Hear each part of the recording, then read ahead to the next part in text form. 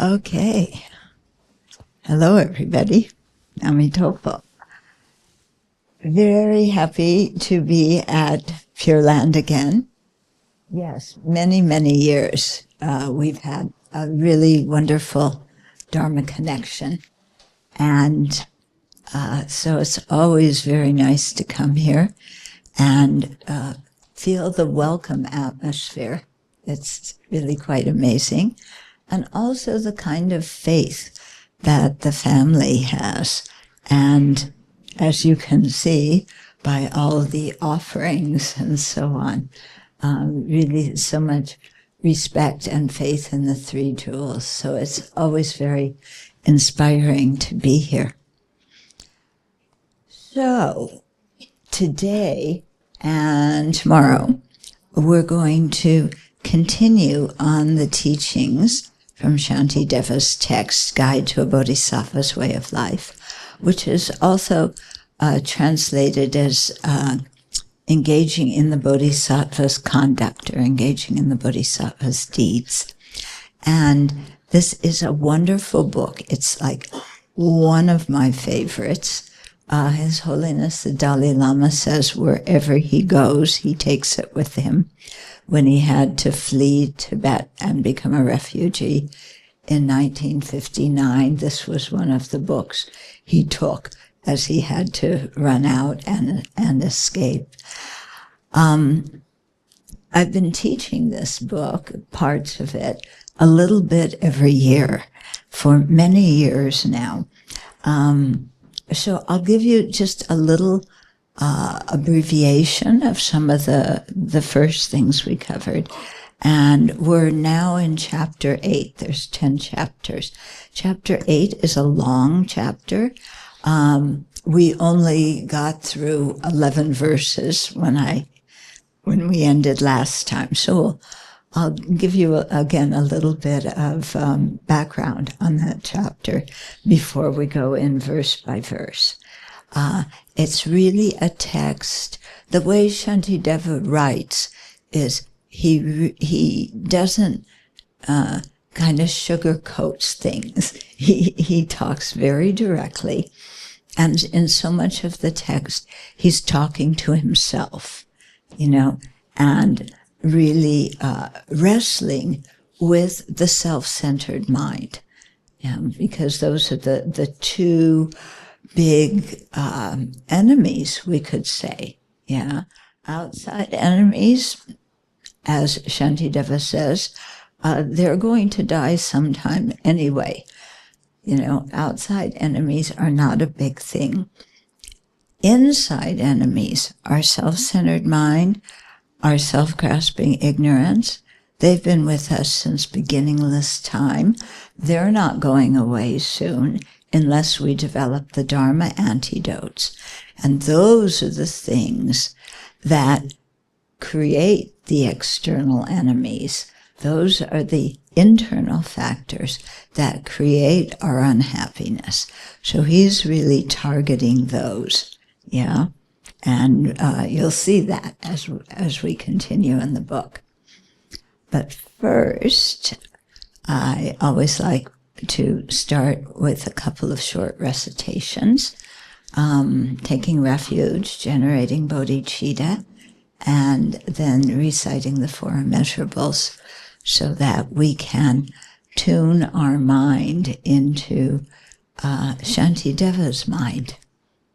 And let's generate our motivation. So people today seem to have very busy lives, running here, running there, doing this, doing that. And many people are interested in the Buddha's teachings, but they say they don't have time to attend teachings or to study because they're so busy doing other things. But all of you who are here tonight have made the Dharma your priority for how to spend your time this evening. And that was a very wise choice, because the Buddha's teachings always benefit us and enable us to be of benefit to many other living beings.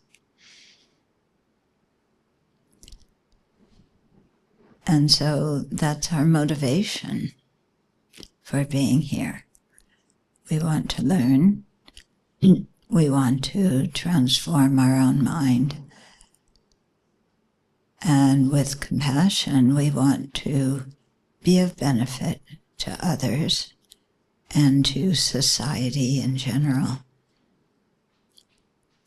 And this is also Shantideva's motivation in teaching the text. And in addition, he's teaching the text because he wants to show us the path to full awakening, the path that leads us not only out of our own confusion and misery, but a path that will enable us to in turn teach others and lead them out of their confusion and anger and greed and to a state of happiness and joy that doesn't disappear. So this is the bodhicitta motivation that Shantideva has for writing the text. And so let's us too cultivate that motivation to attain the highest awakening so we can be of really effective benefit to living beings. So to give you an overview of this text,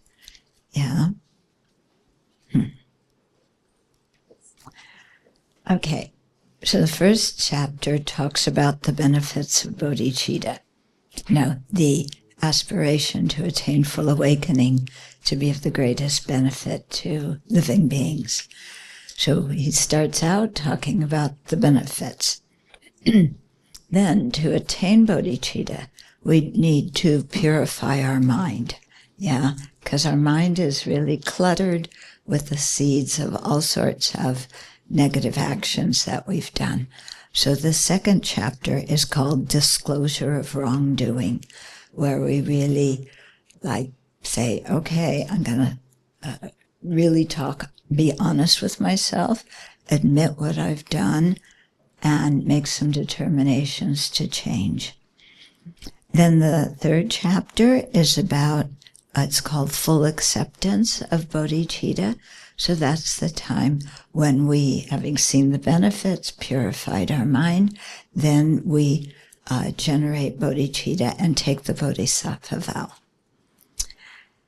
Then, we have to begin to really practice. So the next chapter is on conscientiousness. And so establishing good ethical conduct, because ethical conduct is the basic foundation of the path to awakening. You never hear of a Buddha who lies and cheats and kills and so on, So we have to be conscientious, have mindfulness about our precepts, and then vigilance or introspective awareness that monitors our mind to make sure that we're keeping it in something virtuous and not going off into some crazy ideas or actions. Okay, so that's chapter 4, conscientiousness, chapter 5, alertness. Okay, now chapter 6. Chapter 6, I have a special connection with. It's entitled Patience, but I think a better translation is fortitude. It's the ability to be unruffled in the confront of harm, sickness, difficulty in learning the Dharma, anytime we feel ruffled or upset. Okay? Do you find it's easy to calm your mind when you're upset or angry? Anybody find it easy? No. Because when we're angry, it's the other person's fault, and we want to get even. Well, this chapter teaches us multiple ways on how to reframe the situation so that we aren't repressing our anger, but the anger just has no reason to be there because we're looking at the situation so differently.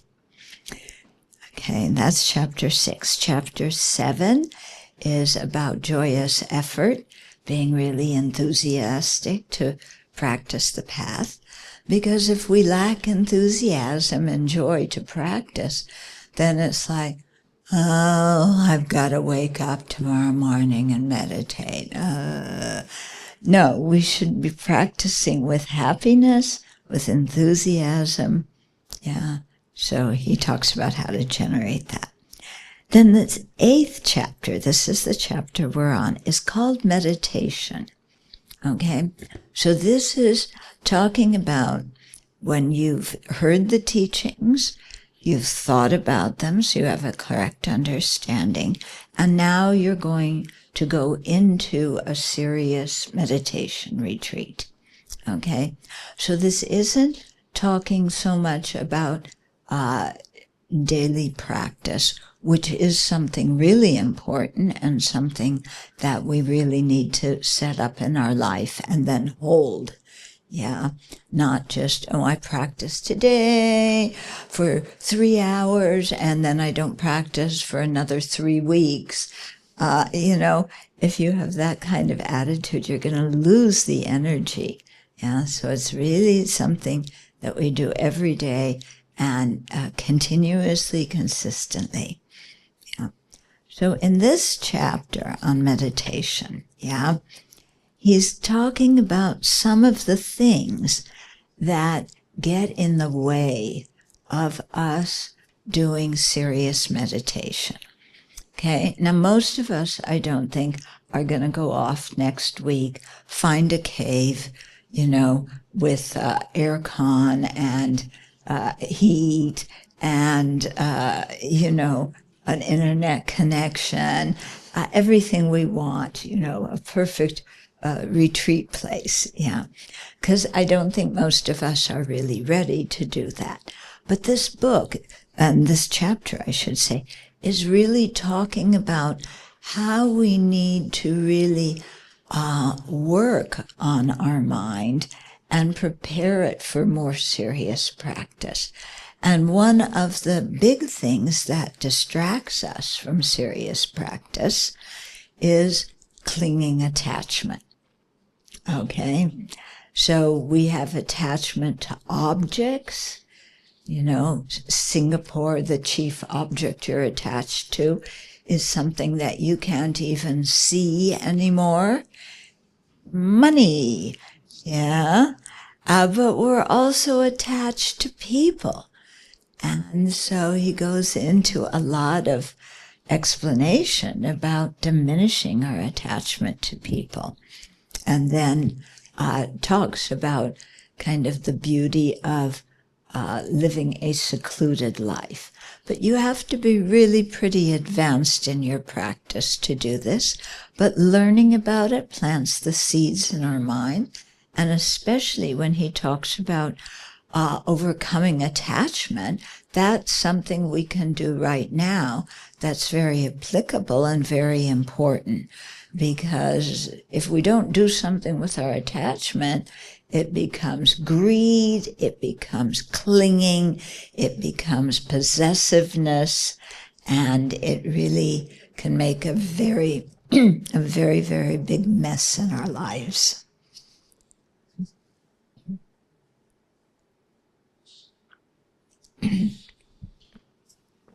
Okay. So we ended with chapter 12, but I'm going to verse 12. but I'm going to start a little bit earlier, okay? So I'll start with verse 4, and I'll just read this to give you the background. Having understood that disturbing conceptions, like ignorance, anger, attachment, are completely overcome by superior insight endowed with serenity or calm abiding. This is very deep states of concentration. This is achieved through the genuine joy of those unattached to worldly life. We're very attached to worldly life. You know, your job, your family, your hobbies, the movies you want to see, the places you want to go, status, reputation, good food, goes on and on. Okay, but he continues here. Because of the obsession one transient being has for other transient beings, they will not see their beloved ones again for many thousands of lives. Okay? So when we are really attached to some other person or people, okay, we are transient. In other words, we're changing moment by moment, and someday we will die. And the people we are attached to are changing in every moment, never remaining the same. And they too one day will die. But when we cling to permanence and we think all the people we care about are permanent and static, the relationships are never going to change, then, we get very upset when things do change. And when death arrives, we just completely freak out because we don't want to separate from the people we love. But there's no choice at the time of death. When we die, it's bye-bye. And if we're not ready to go, it doesn't matter. Okay? So not seeing them, the people that we are cherished to. So this is in our life. Not seeing them, I am unhappy, and my mind cannot be settled in equipoise, in deep meditation. Even if I see them, there is no satisfaction, and as before, I am tormented by craving. Because even if I see the people I love, there's never any satisfaction. Because we think, oh, they're so wonderful. They're going to meet all my needs. They're going to be everything that I want them to be. We're in love. Is it really like that? They get sick. They're in bad moods. We're in bad moods. We have problems that we have to solve together. They criticize us, we criticize them. It isn't hunky-dory, is it? So even we see them, there's no lasting ultimate happiness. Through being attached to living beings, I am completely obscured from the perfect reality. My disillusionment with cyclic existence perishes, and in the end, I am tortured by sorrow. So with attachment, we can't see reality. We're projecting beauty and good qualities on someone or something that they don't have. And when, and that just obscures us, not only from seeing the ultimate nature of reality, but for realizing what this other person is. They're a suffering sentient being whose minds are overwhelmed by afflictions and who are pushed by their past karma. But we don't think of the people we care about like that. We don't even think of ourselves like that. But really, that's the truth of our existence in cyclic existence, in samsara. By thinking only of them, the cherished ones, this life will pass without any meaning. Furthermore, impermanent friends and relatives will even destroy the Dharma, which leads to actual liberation. Okay, so he talks about the childish. We usually think childish, little kids. Okay, we're not childish. We think. Shantidevas thinks we are childish. Okay, because in many ways we do act like little kids. When we want something, we want it. Yeah. And if somebody gets in the way of our getting what we want, we have a temper tantrum. Yeah, we get angry. We swear at them. You know, some people even throw things. We talk bad about them behind their back, you know, and we just go crazy because we want what we want when we want it. Yeah? Do you agree? Is your kind of life slogan, I want what I want when I want it, and the world should give it to me. And if I don't get it, well, I'm going to make everybody around me miserable until I get it. It's kind of a crass description, but if you look inside, do you act like that sometimes? Maybe many times? Okay, if I behave in the same way as the childish, I will certainly proceed to a lower realm, to lower realms. I will certainly have a lower rebirth because, you know, I'm acting in a completely self-centered way. My anger, my clinging, my jealousy, my arrogance, everything is on full display, and I don't care who I harm. Yeah. So, you know, that creates the cause for a bad rebirth.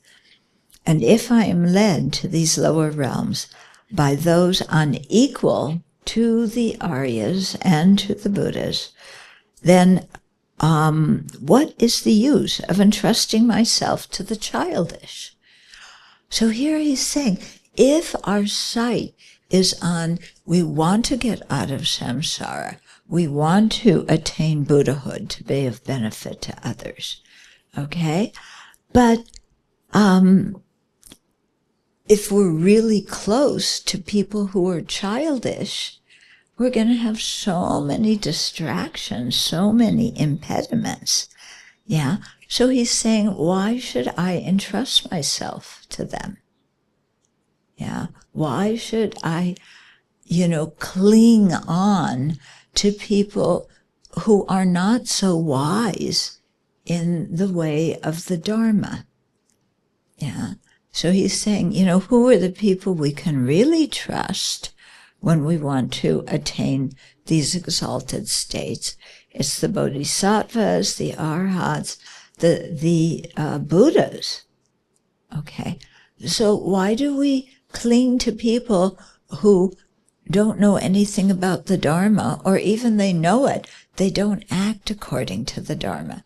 Because when we're around those people, we're going to become like them, and then we're going to wind up creating a ton of negative karma and wind up in the lower realms.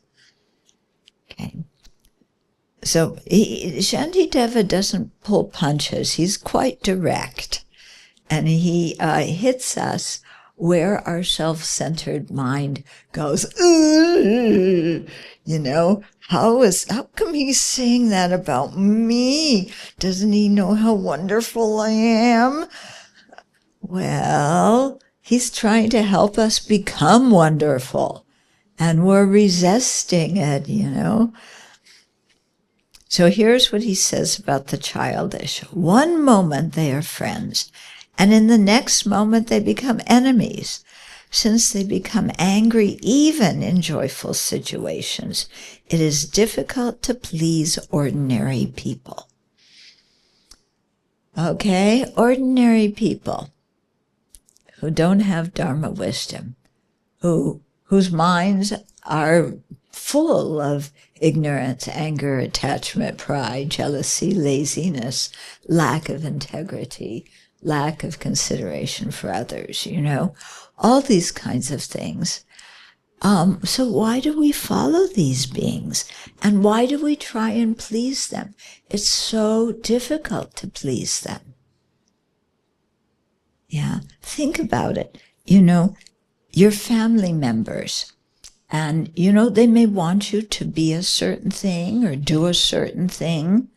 Yeah, you can do backflips and, you know, do whatever you want to try and become what they want you to be.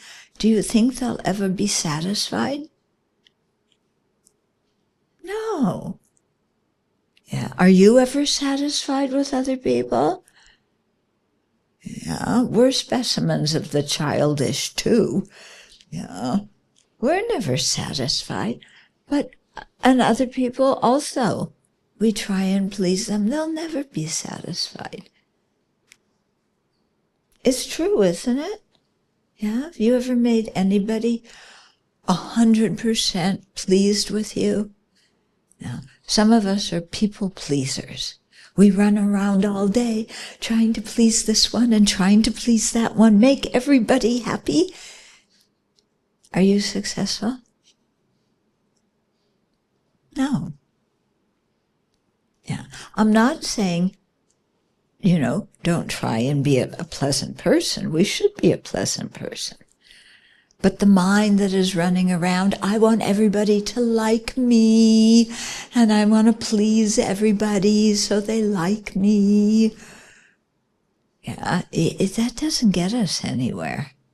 Yeah, we're totally distracted because we're trying to become what we think they think we should be. Are you getting what I mean? Okay, I want to please somebody, so I try and become what I think they think I should be. Is that confusion or is that confusion? Yeah, that's pretty big confusion, isn't it? I don't know what they want me to be, but I do what I think they think I should be. And why should I become what they want me to be?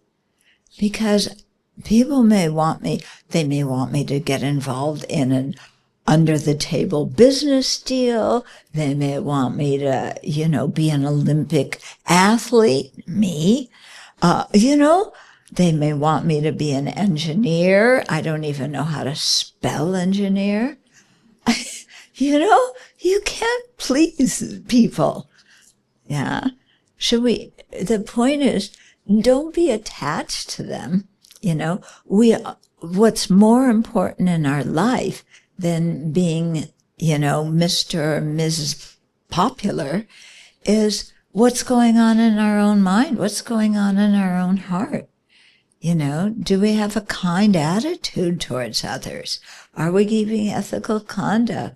Are we developing our good qualities and abandoning our negative qualities?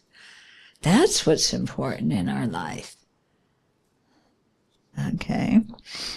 It is difficult to please ordinary people. So true. Yeah. And so this often, you know, people want to practice the Dharma, but they say, oh, well, my parents, you know, they want me around on the weekend, and they want me to marry this person, even though I can't stand him, you know, and they want me to follow this career, but I'm not interested in it. But my parents have been kind to me. How can I please them? But they want me to be and do things that you know, that's not who I am. Okay. So we get stuck like that, and then we often compromise our Dharma practice in order to please our parents. Yeah.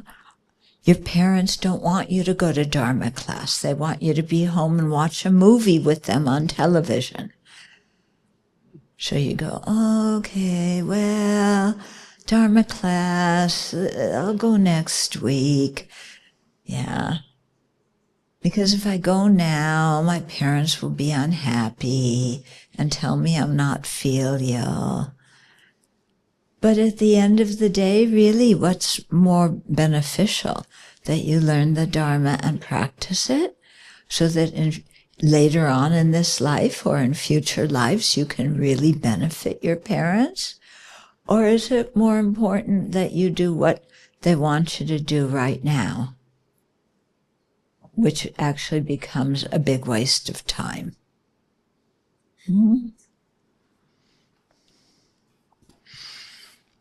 Okay. Yeah. He says, one moment they are friends, and then the next they become enemies. That's true, isn't it? Have you ever had a really good friend, and then something happened? Sometimes you don't even know what happened, and they don't want to speak to you anymore. I think everybody's had that kind of thing happen, yeah? Haven't you? It's like they're totally unpredictable, unreliable. They are angry when something of benefit is said. So when you try and point out to them some wrongdoing that they're doing so that they can correct it and not create negative karma, they get really mad at you. Why are you criticizing me? Leave me alone. People who live in glass houses shouldn't throw stones. Okay. And they also turn me away from what is beneficial. I want to go to Dharma class or do a meditation retreat, and they say, why do you want to go there? Yeah? All you do is sit, look at your belly button, listen to some people talk about something you don't understand. Better, let's go out. We can go to the pub. We can have a good time. Have a few, glug, glug, glug, glug. If I do not listen to what they say, they become angry and hence proceed to the lower realms. So when we don't do what they want us to do, they get angry at us, and through getting angry, they create the cause for their own lower rebirth. But they think their anger is good, because they really think we should do what they want us to do. Yeah? And they can even do guilt trips. How many of us suffer from guilt? That we're not doing what our mom and dad want us to. Yeah, because they want us to do. But if we do it, what kind of karma are we creating? Yeah. We want to practice Dharma. We want to, develop good ethical conduct. And they say, why are you being so ethical? If we just charge a little bit more at the company business, we'll make more money. Yeah. So let's just up the prices a bit. And then, then you don't go on to a meditation retreat. Yeah. We'll go to Las Vegas. Yeah, where we can gamble and win some money. Actually, Las Vegas is too far. Let's go to, what's the name? It starts with a B, the island, Batam. Yeah, that's it. Let's go to Batam. That's much cheaper than going to Las Vegas. Yeah, but we can go gamble there. Or we can gamble here in Singapore, except if you're a Singaporean, they make you pay an exorbitant fee. They don't, if I were a foreigner, they wouldn't make me feel that, do that, What's going on that they don't want Singaporeans to gamble, but they're okay about making foreigners' families poor because some parent gambled away the whole paycheck.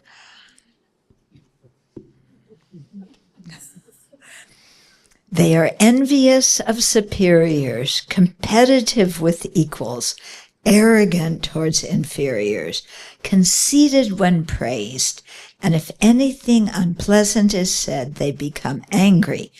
Never is any benefit derived from the childish. So here he's talking about trying to, we make our best friends the childish people who don't have good values and good behavior.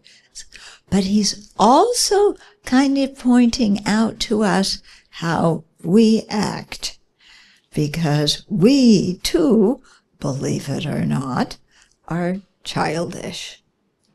They are envious of superiors. Yeah, do you get jealous of people who are better than you?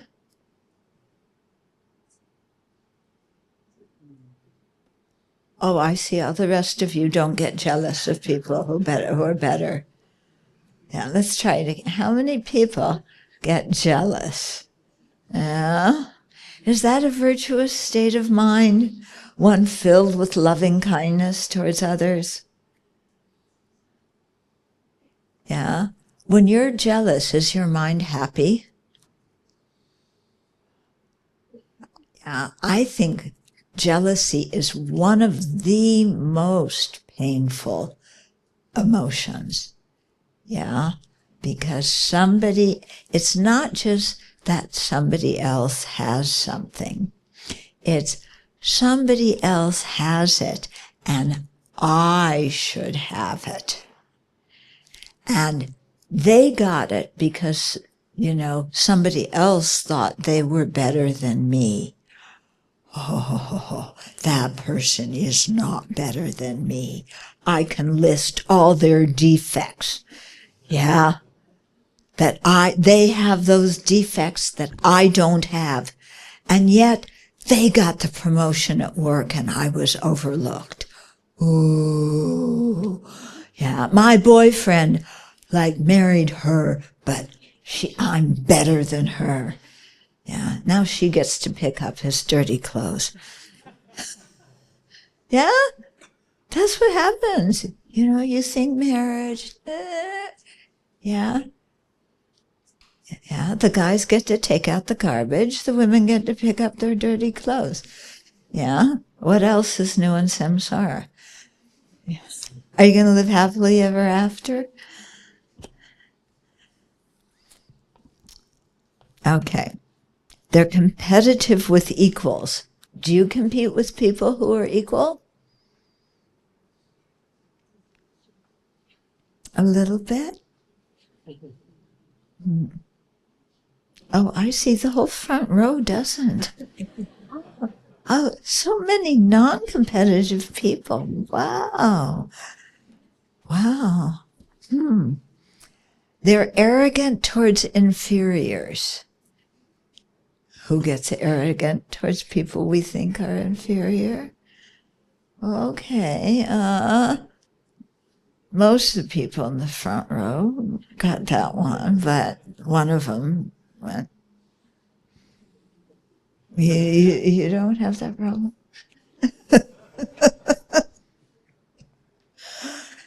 Okay, they're conceited when praised. Oh, yeah. Do you get puffed up when praised? Somebody points out your good qualities or your good looks or admires how much wealth you have or what neighborhood you live in or how wonderful your children are. And, yes, more, yes. Okay. If anything unpleasant is said, they become angry. Oh, people don't do that to you. Yeah? You don't become angry when something unpleasant is said? Oh, a couple of people do, yeah. Oh, the people on this side? No. Okay. So this is talking about us, but it's also talking about the people that we're attached to.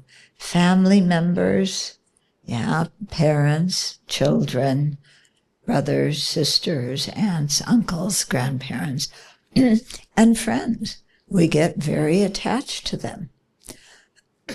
Boyfriends and girlfriends, husbands, wives, very attached to those people. Okay. And his conclusion is, never is any benefit derived from the childish. Because they're very emotional. Yeah. They get puffed up when they're praised. They get depressed when they're criticized. They retaliate when somebody does something they don't like. Yeah. It's true, isn't it? Yeah. We've all fallen in love. Yeah. Everybody here hasn't fallen in love? Yeah. Why are you here tonight and not with the person you fell in love with?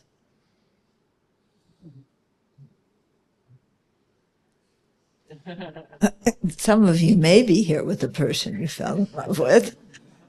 But, you know, if it was so wonderful, why are you here and not basking in the beauty of falling in love like in all the movies? Yeah, but the movies, they fight too, don't they? Yeah, really horrible fights. Oh, but we don't do that. Yeah, yeah. We don't fight. We're just always sweet, easygoing. We're so agreeable people, aren't we? Yeah, they start the fight.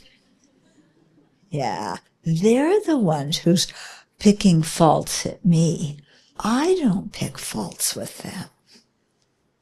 I just point out how they can improve. But I don't pick at their faults. Okay. Through associating with the childish, there will certainly ensue unwholesomeness, such as praising myself, belittling others, and discussing the joys of cyclic existence. So when I associate with the childish people, I'm going to become like them. Okay? If you have friends who drink and drug, you're going to drink and drug. If you have friends who do under-the-table business, you're going to start doing under-the-table business. Okay? We become like the people we hang out with. So it's really important to choose our friends well. Because through associating with the childish, there will certainly ensue unwholesomeness. We will pick up their bad habits, and they will encourage our bad habits. Yeah, for example, yeah, if I'm very, very good friends with somebody, and somebody criticizes that person, then I'm supposed to stick up for them and talk badly about the person who criticized them. Because if I don't do that, my friend will be upset with me because I'm not taking their side. So in order to show how loyal I am to them, I have to criticize other people behind their back because those people criticize my friend. Okay, so we get involved in all sorts of stuff that's not so good. We praise ourselves, yeah, because you're with somebody and they want us to drive a certain kind of car, to make a certain kind of money. Yeah, you have to be a trophy wife or a trophy husband. You know what a trophy wife is? Yeah, one that you show off. Yeah, you don't have to love her. She just has to be beautiful. And you show her off like you show off trophies. That's going to make a really good marriage, right? Yeah, just ask Melania Trump what it's like to be married to Donnie. Yeah? I can't imagine what she goes through. Of course, maybe he goes through the same thing with her. he's kind of a sugar daddy. Yeah, if he was a model, he's a sugar daddy. You know what a sugar daddy is? Yeah, you want to marry a sugar daddy? I had a friend when I was teaching in Mexico. I had a friend, she was from Belgium, and she had fallen in love with a man from Mexico. And his mother said to her, yeah, it's fine with me if you get married, but all you have to do is be beautiful. And when he comes home, how was it? Pamper him. Do whatever he likes.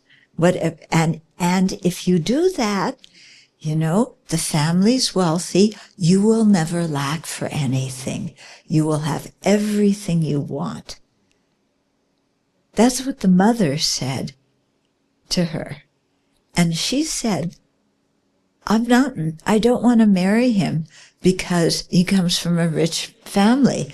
I want to marry him because I love him. The mother was quite surprised.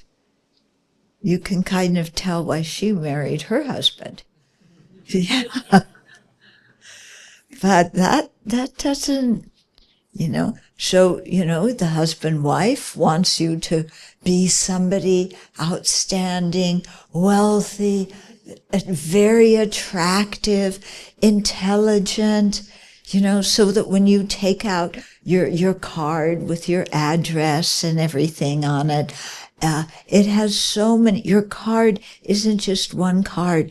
It's an accordion card, and it unravels with all your titles and positions and things like that. And you just you can't really put your bank balance on it. That's not too polite.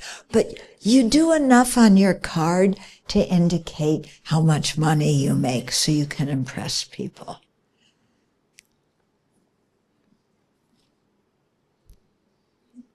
Right? Right. Listen, this happens in Dharma circles too. Somebody will pull out their card, president of this Buddhist association, vice president of that, founder of this, supporter of that, one of the iron, accordion cards. Yeah. My bio is the same every year. It doesn't change. Yeah. Slob.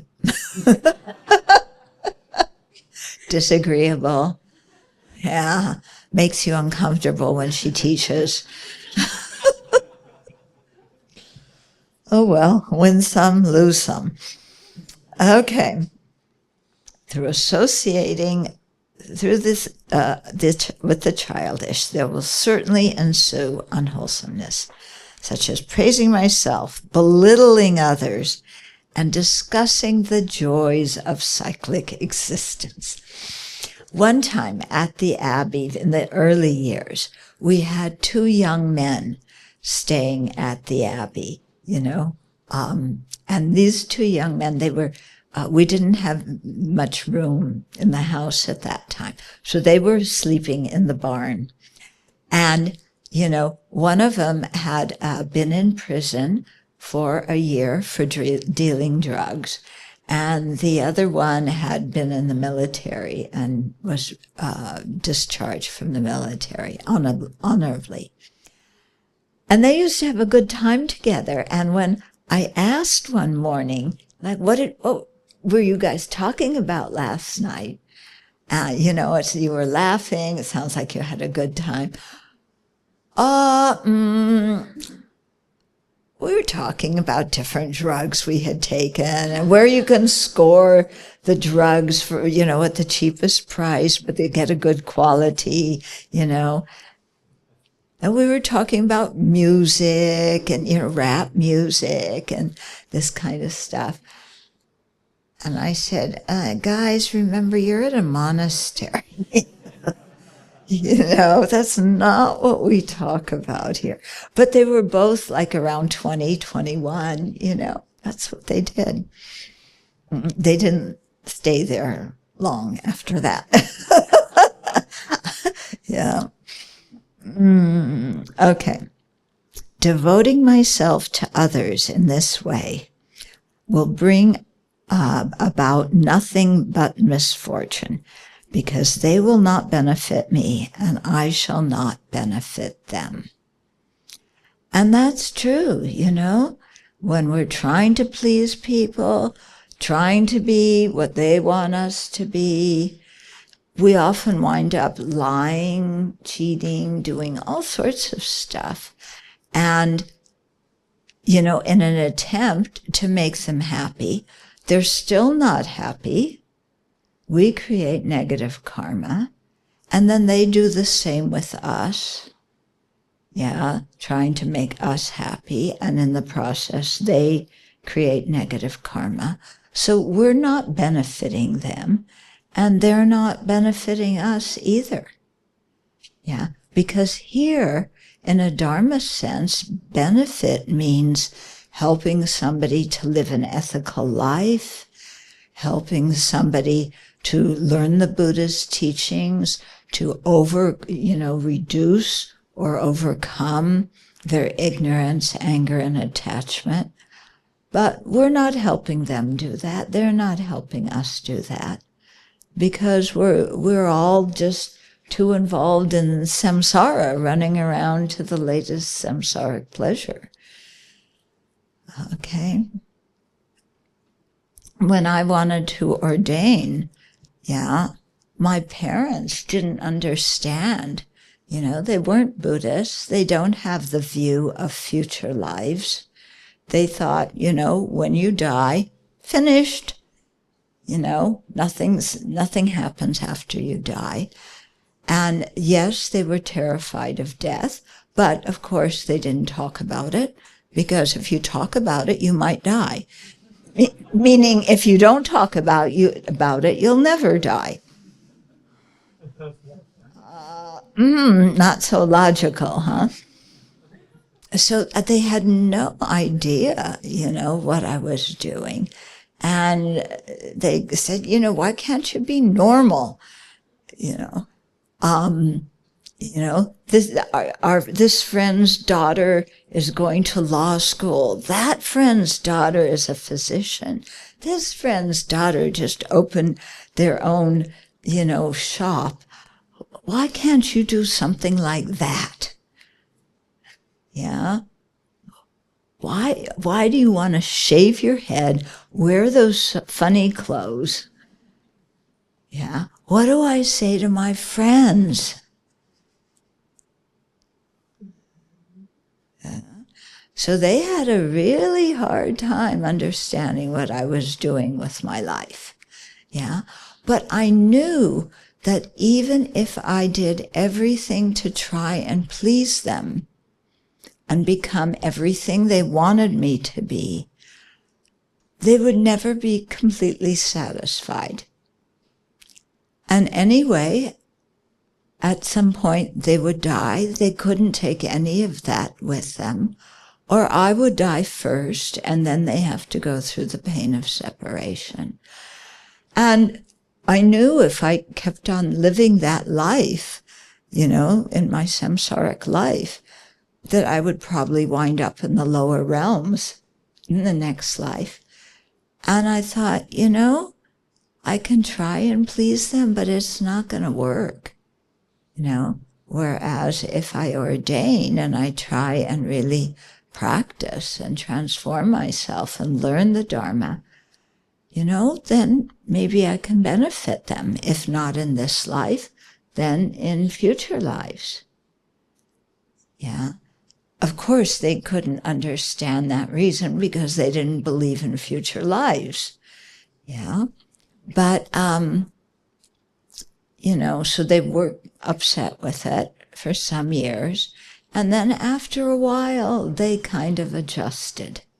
And, it was very interesting what started to make my parents proud of me. was when, I started being invited to go other places to give Dharma talks. So my mom especially was so impressed.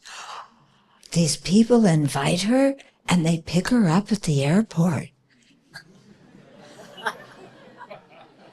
Yeah, and she stays in their houses or she stays at a hotel, so she could tell her friends that was good,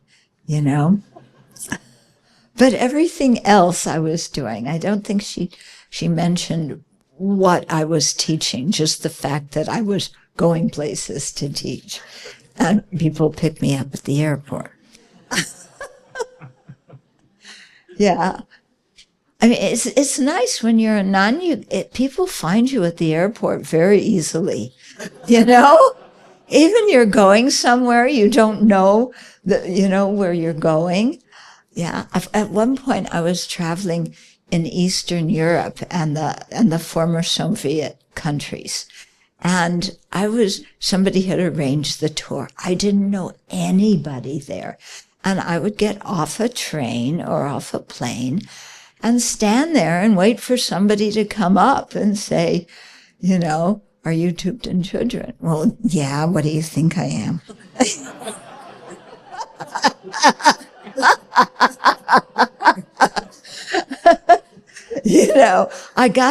I saw these clothes in Vogue and I got them. So,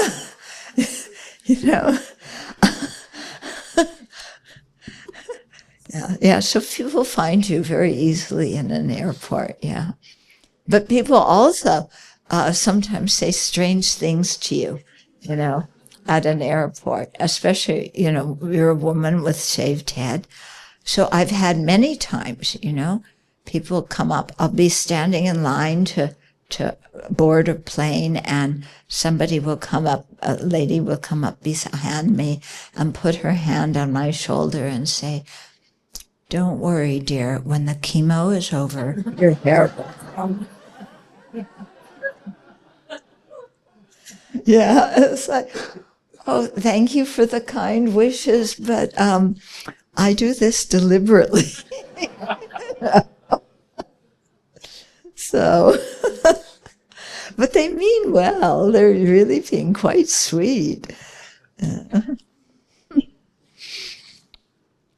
Devoting myself to others in this way will bring about nothing but misfortune, because they will not benefit me and I shall not benefit them. I should flee far away from childish people. He's not talking about, getting in your car and zooming off when he says flee.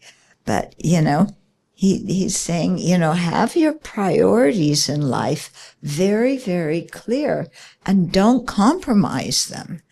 And if childish people are asking you to compromise your ethical conduct or virtuous priorities in your life, yeah, don't listen to them. Don't make them your best friends. Yeah. Now, sometimes it happens that those people are family members. Yeah. So he's not saying, denounce your family, you people are childish. I'm going off to become a Buddha. Good luck. He's not saying that. Of course, you're fond of your family. You love them. Yeah. But you maintain a certain kind of privacy, a certain kind of distance where you're friendly, you're warm. Yeah.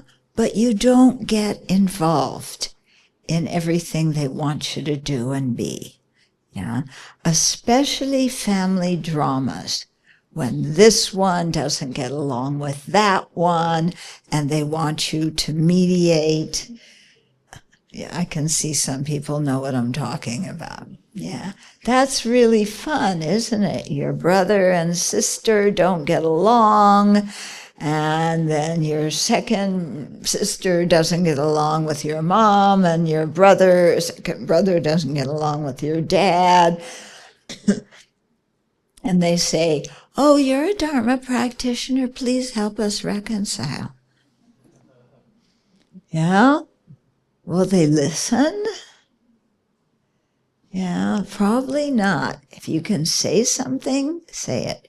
If they can't take it in, yeah, don't waste your breath. Okay, I should flee far away from childish people. When they are encountered, though, I should please them by being happy.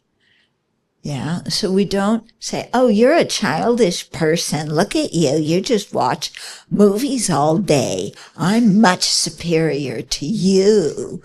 No, we don't act like that. We should please them, be cheerful, kind people. Yeah. I should behave well merely out of courtesy. We're polite, but not become greatly familiar. So not confide in them, not make them our close friends to whom we seek advice when we need advice. Yeah. In the same way as a bee takes honey from a flower, I should take merely what is necessary for the practice of Dharma, but remain unfamiliar as though I had never seen them before. Okay? So when a bee goes and takes, honey, it doesn't take honey from a flower, it takes pollen from the flower. So when a bee is going around, or a hummingbird. I haven't seen hummingbirds in Singapore. Do you have them? Do you know what they are? Yeah. We have them at the Abbey. You can come visit us and I'll introduce you to the hummingbirds in the summer.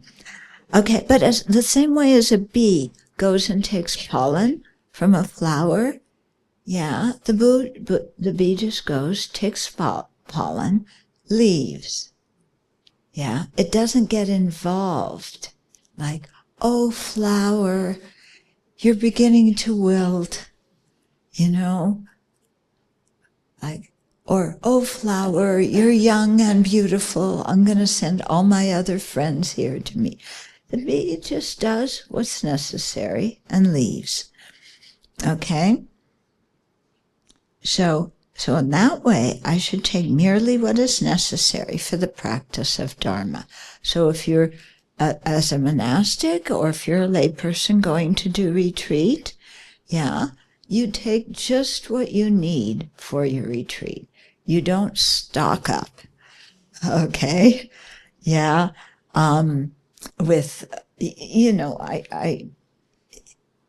first of all, you probably won't go to a cave. Yeah, in Singapore, there aren't so many around.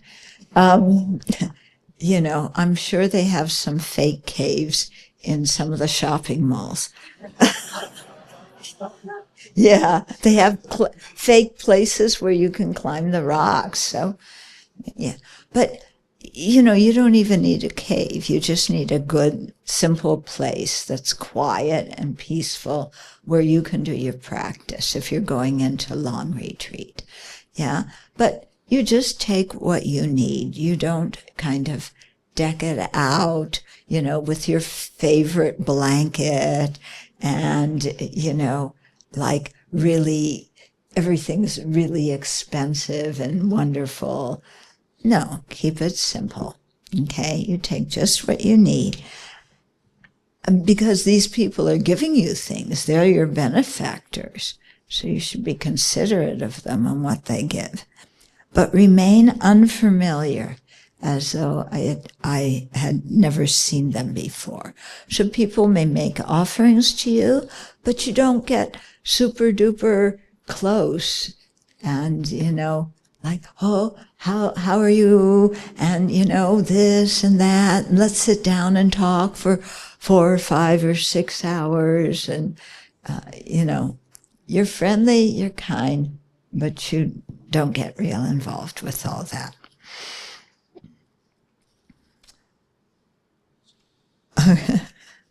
Okay, now, I have much material wealth as, excuse me, I have much material wealth as well as honor, and many people like me. Nurturing self-importance in this way, I shall be made terrified after death. Okay, so if we praise ourselves, in an attempt to make ourselves look really good, either in a worldly way or, in a Dharma way, then we're just being self-important, and that is a worldly mind. And we spend our whole life trying to impress other people. And so he says, by nurturing self-importance in this way, I shall be made terrified after death. Because when we're self-important, we don't care about our ethical conduct. We will lie to impress other people. Yeah, we will take what hasn't been freely given to us to impress other people. Now, so we commit a lot of negative karma, and at the time we die, since we die the way we live, if we live with self-importance and conceit, we will die that way, and that makes some negative karma ripen, and we have a lower rebirth, and death becomes quite scary because you've presented yourself as this magnificent, powerful person, and there you are whimpering when you're dying because you're scared. Yeah. So, you thoroughly confused mind, by the piling up of whatever objects you are attached to, misery 1,000-fold will ensue. So here you can see Shantideva's talking to himself. Here he's talking to his own mind. So, you thoroughly confused mind, who's acting so conceited and with grandiosity, by the piling up of whatever objects you are attached to, misery 1,000-fold will ensue. Why?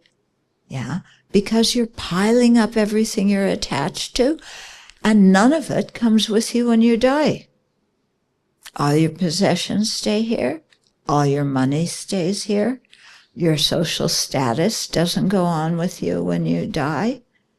Your body doesn't go on with you when you die. So you may have had facelifts and, operations galore to make you bulge where you want to bulge and not bulge where you don't want to bulge, And people do this. It's amazing. And, and you abandon even this body when you die. So you've spent your whole life doing that, and it's all gone when you die. And what comes with you is your karma. And since you've spent a good chunk of your life creating negative karma, then you reap that kind of unfortunate rebirth that comes from that. Hence, the wise should not be attached, because fear is born from attachment. With a firm mind, understand well that it is the nature of these things to be discarded. Okay, now this is interesting. Hence, the wise should not be attached, because fear is born from attachment. People often ask me after they study the text of mind and mental factors, they say fear isn't mentioned in here as a mental factor, a mental state. Why?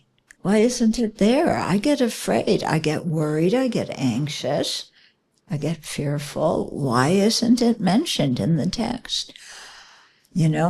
And I remember, having that question myself after I studied that text. And then I thought about it.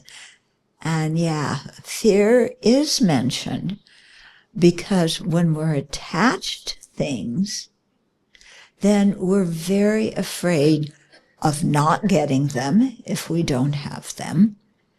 And if we do have them, we're afraid of being separated from them. Yeah.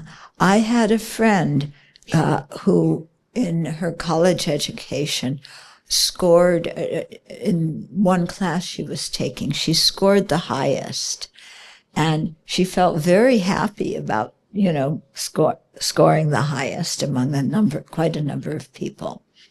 But then she told me, it brought me happiness for a minute, but now I see that having been the highest, scoring the highest, now I have to do that the next exam and the exam after that. But I don't know if I'm really can score that high on the future exams. So it was so interesting because here she got the top score, and what happened? Now she's anxious and afraid because she already, without anybody else saying anything, she feels the pressure to do it again. Yeah.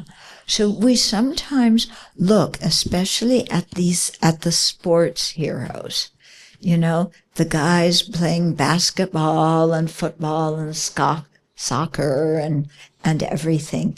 And you see, especially with the teams, when they win the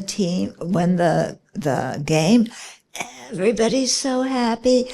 All their fans in the bleachers are cheering and screaming their names, and they're jumping up and down, and all these big men are hugging each other and lifting each other in the air. We won the game! We won the game! Yay, yay, yay! And what happens next time they play a game? Yeah, can we pull it off and win the next game? What happens if we don't? Yeah. Or you're really famous, especially the football players or the basketball players. You can throw that pass and it goes from here, down to Kallang, and how can I do that again? Or you made so many baskets in basketball, and how can I do that again? You become anxious because all your fans are looking at you, they're cheering you, and you have a bad day and you flub everything. Yeah. So when you're attached to your reputation, how miserable can that be? Yeah. When everybody is, wanting you to be the star and you're not. Yeah. Or you're some big entertainer. Yeah, and everybody buys your records.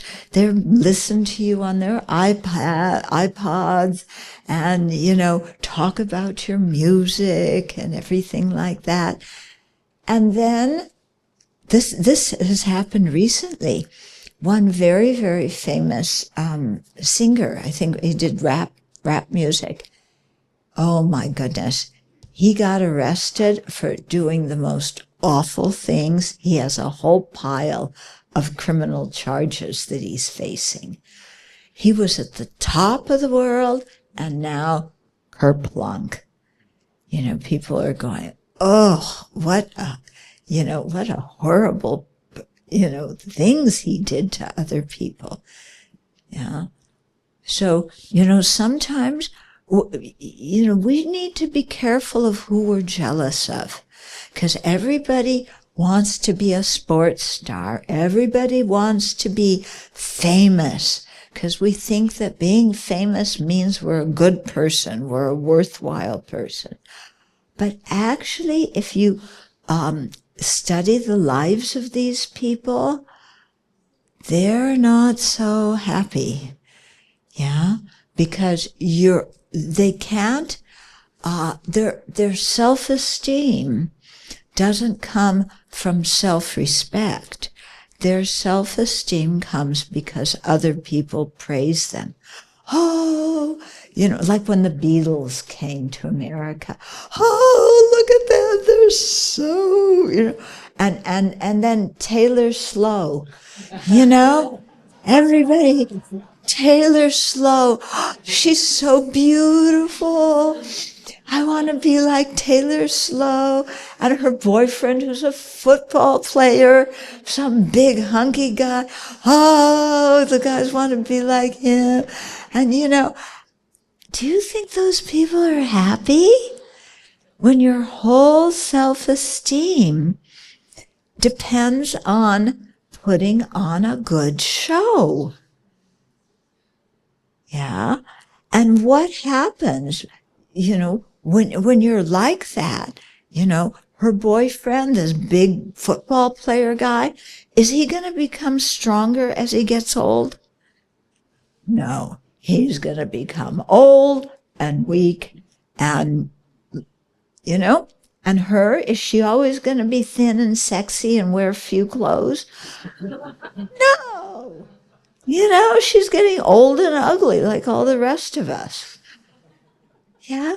But when your self-esteem depends on impressing people like that, you're miserable while you're alive, and then you create so many, non-virtuous actions, and when you die, you have to separate from that, and all you have when you're old, like all the Olympic players, yeah. Do you remember, what was his name? Michael Phelps, the swimmer? Yeah. Oh, he won so many gold medals. Yeah.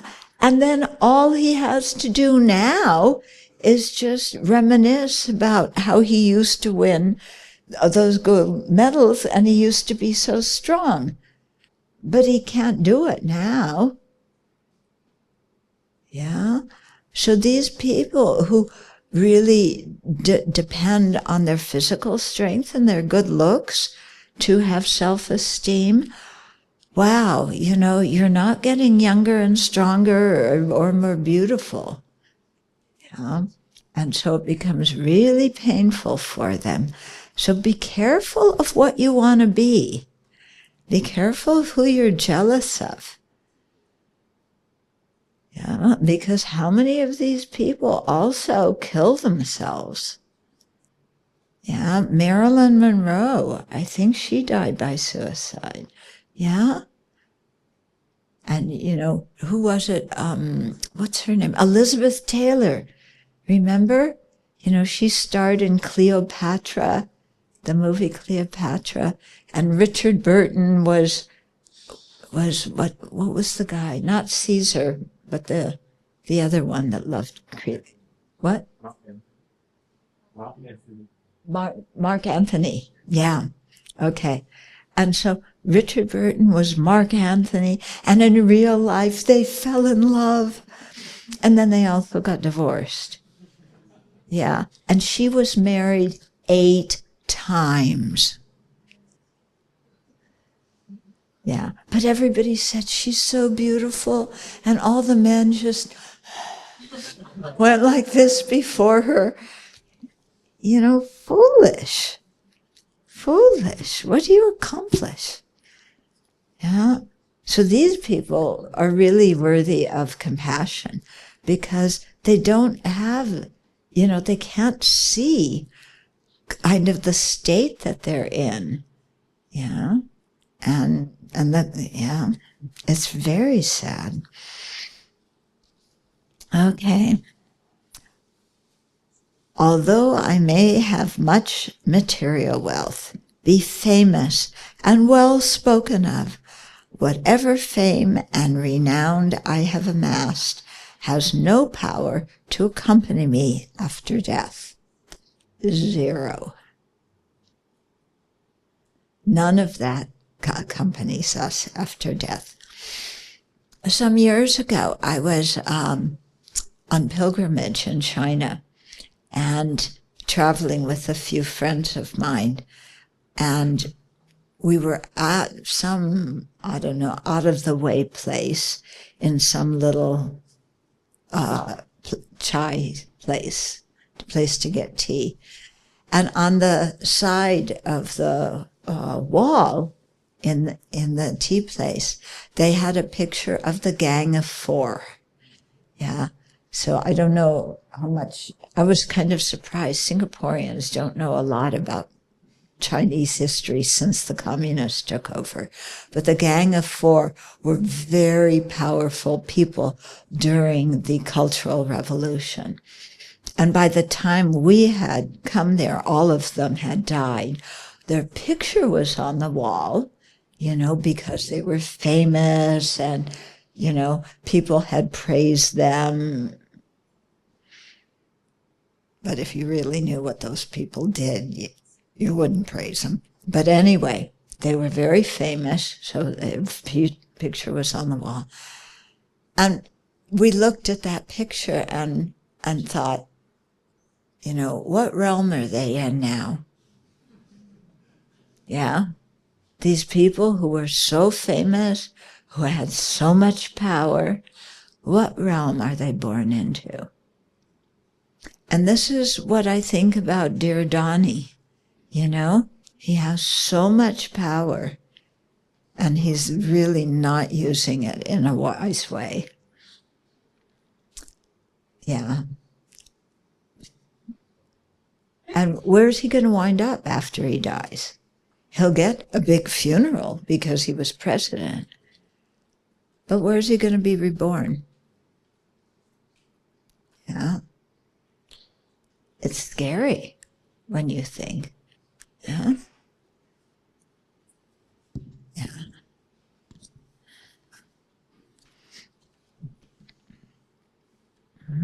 Next verse. If there is someone who despises me, what pleasure can I have in being praised? And if there is another person who praises me, what displeasure can I have in being despised? Okay? So if there's somebody who really doesn't like you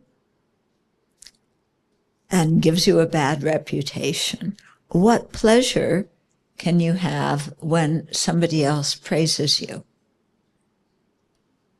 Yeah? Because you want everybody to praise you, but this person's despising you. And if your self-esteem depends on if people praise you or despise you, yeah, then this person, you know, calls you names, then you feel, oh, this person praises you, ah. You know, you're like an emotional yo-yo, and you have no self-respect because you can't evaluate your own actions. You just look to other people to tell you who you are. Yeah, and that's really confusing in life. Yeah. An example of little kids may be helpful here. Have you ever noticed when there's little kids who are just learning to walk, they'll be with mom and dad, and they'll kind of, you know, run ahead. If they fall down, they look back at mom and dad, and if mom and dad go, ah, then they cry. If mom and dad don't do anything, they don't cry. Watch the little kids. They look back to mom and dad, who will tell them whether they were hurt or not, whether they should cry or not. It's very interesting. You know?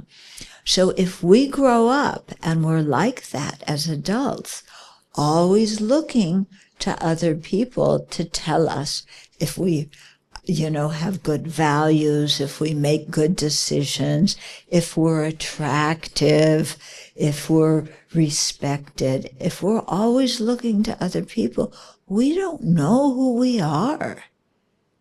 Yeah? And then some people are going to tell us we're wonderful, and some people are going to tell us we're not. And then you don't know who you are. This one loves me, that one hates me. Okay. So I just looked at the clock and we're going to stop now. Okay. So we're stopping. We finished verse 21. So tomorrow we'll continue. Okay. And I'm thinking that also when we do the Vajrasattva retreat, I may teach also, a little bit from this book, because it's very good motivation to do purification. Okay. So we can have 1 or 2 questions. Thank you. Thank you, Venerable, for your precious teachings. Any questions from the floor? Yes. Yeah, just raise your hands and then we can pass the mic. Yeah, here.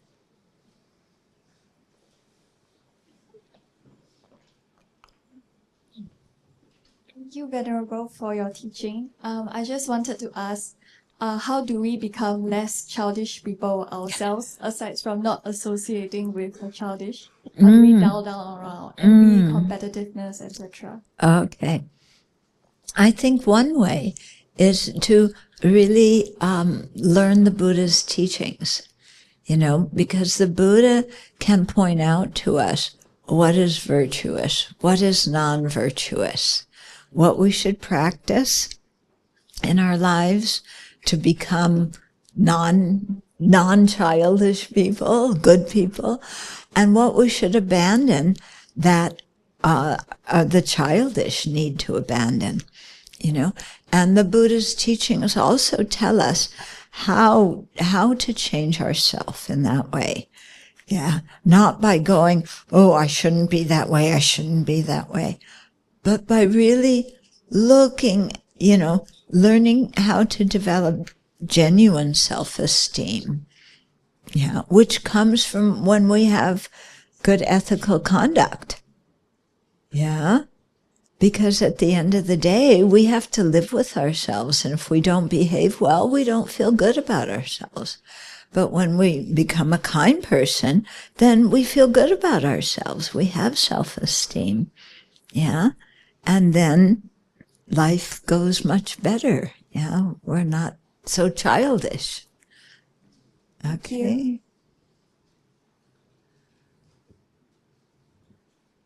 Thank you so much, Venerable, for the Dharma teaching. I really enjoyed it. I'm quite new to this, so may I know who is Shanti Deva?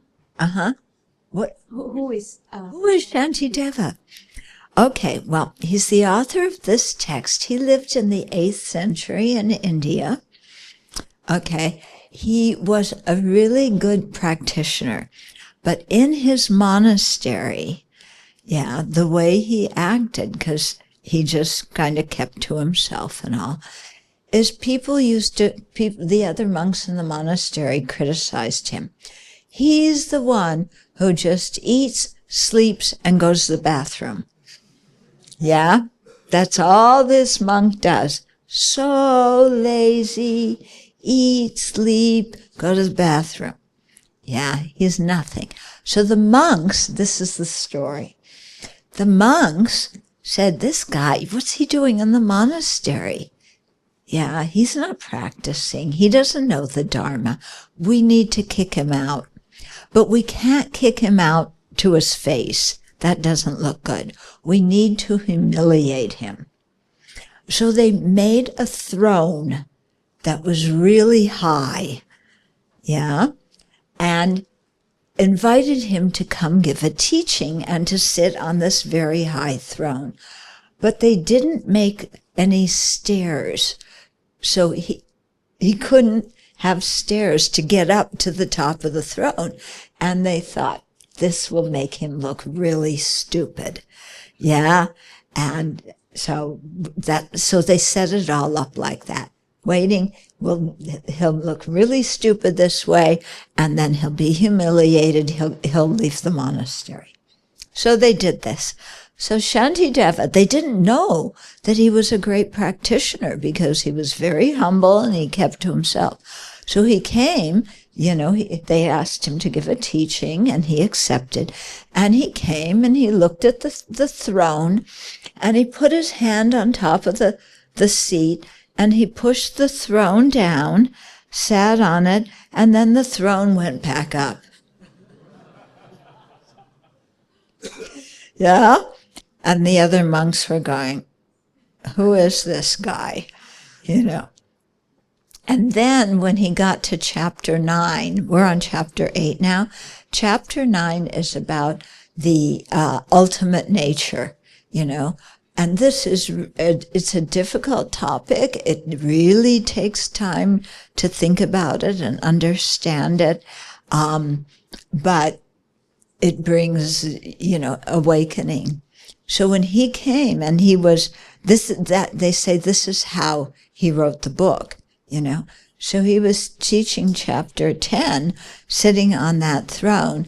And as he talked more and more about this deep philosophy, he rose up he levitated off the throne and went way up in the sky. So at the end by the end of the chapter, all they could do is just hear his voice coming from the sky. They couldn't see him anymore.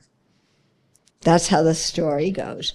So that's who Shantideva was. Okay? Is he a monk? Yeah, he was a monk. So really feel happy about what we did tonight. I think you learned something. Yeah? And you began to understand yourself a little bit better, hopefully. Yeah. So be happy with having spent your time wisely and created virtue, and rejoice at the virtue everybody in the room created, and rejoice at all the virtue people throughout the universe created today. Okay?